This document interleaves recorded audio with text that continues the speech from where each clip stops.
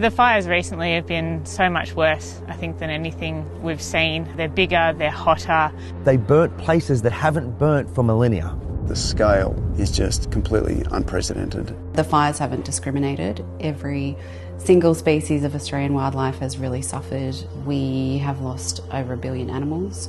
When the fire gets into the treetops, and that's how it spreads, they just get incinerated. As you can see, there's pretty much nothing left. This would have been pretty dense undergrowth not 4 weeks ago. These fires are still going now, they're still going strong, and we'll continue to see them coming in the future, and they'll continue to get worse if we don't address these issues immediately. This has got to have water charging down it sometime soon.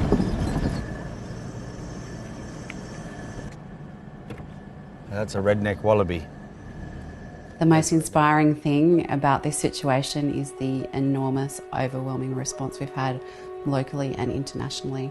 The Australia Wildfire Fund was created in response to the devastating bushfires that have been ripping through New South Wales in the last couple months. With huge impacts for wildlife, and we have supported both the emergency responses and the longer-term conservation solutions. WIRES works 100% through donations, through the generosity of other people. And the way that we use those funds is to train and to provide resources to our 2,500 volunteers around New South Wales. In this area, it's been mostly responding to emergency calls for where kangaroos are involved. There are a few bright spots in the darkness, and those are the ones that kind of keep us going, and you find a little joey that's going to make it, or a kangaroo that can be saved. Just being able to get them to the local volunteers who are our carers, who can rehabilitate and release them, is pretty awesome.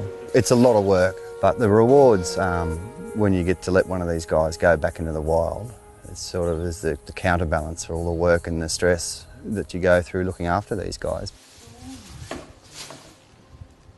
Give him one. If he gets one, he's happy. He hangs on to it. As well as the fires, Australia's wildlife is facing a range of different threats. The main effects to native mammal populations is generally habitat destruction and the introduction of feral pest species, namely cats and foxes. Aussie Ark is an adaptable organisation, and we are multifaceted. We work with species recovery, habitat recovery and in situ recovery, which means animals in the wild. Now, whilst we've been facing these threats, we can provide and care for, to a higher degree, the animals within our sanctuaries, under our care. But the animals in the immediate vicinity, like brush-tailed rock wallabies, Hunter River turtles, koalas, wallabies, echidnas, have suffered massively. We've been going out to our brush-tailed rock wallaby populations, found here at the bottom of the mountain. They've been hugely affected by the fires, but they're also the areas that haven't been hit by fires are facing huge droughts. So we've been taking carrots and sweet potatoes and doing large food drops so those species have food there and can sustain through this hard time until the rain comes back through. So, a wallaby just here. Very cool. There are iconic species that everyone's familiar with. There are species that the Ark works with, but there are also species that are silently disappearing, like freshwater turtles. Just around this area, there are 3 species. They have all suffered dramatically.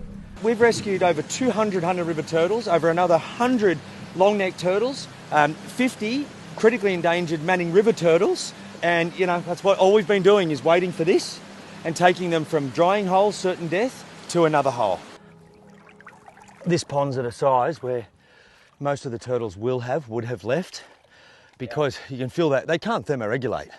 Whatever temperature the water is, they are, and when it's hot like this, they've just got to go. Whoop, got one. Another short neck. Oh, wow. Water bodies are drying up to the point that, can you believe you've got an aquatic species like a turtle walking across these roads just hopelessly searching for water?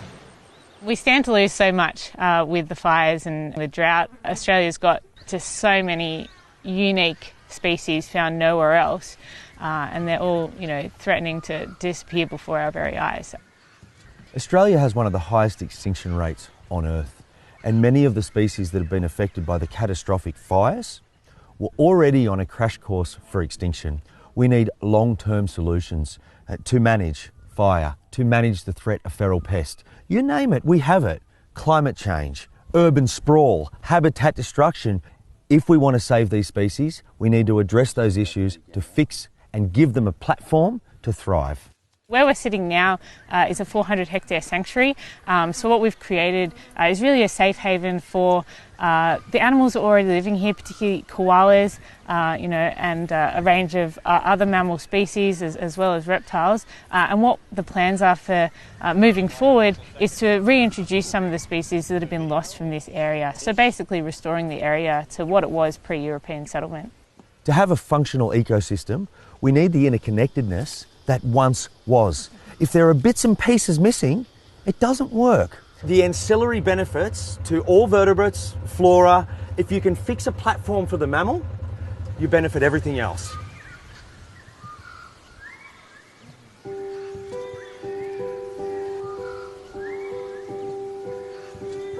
I think the fires have caused some of the most incredible devastation we've seen ever in terms of habitat loss, wildlife loss. Australia has been made an example of, and they've really risen to the occasion and have shown the rest of the world what can happen when we all put our heads together.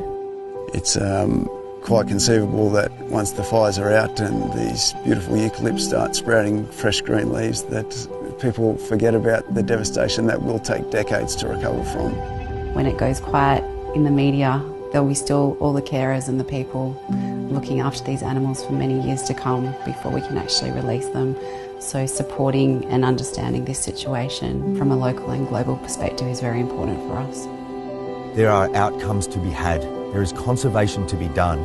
The preservation of nature competes with all of humanity and our human problems. But it's equally as important. If we lose nature, we have lost ourselves. I think the fires have turned the eyes of the world to Australia. The fires are a very visible representation of what climate change is doing to our planet. And so I think we have a window of opportunity to try to do things differently, to restore and recover and protect that which we have left. These natural environments and thriving ecosystems are so essential to stopping fires of this nature happening at this level.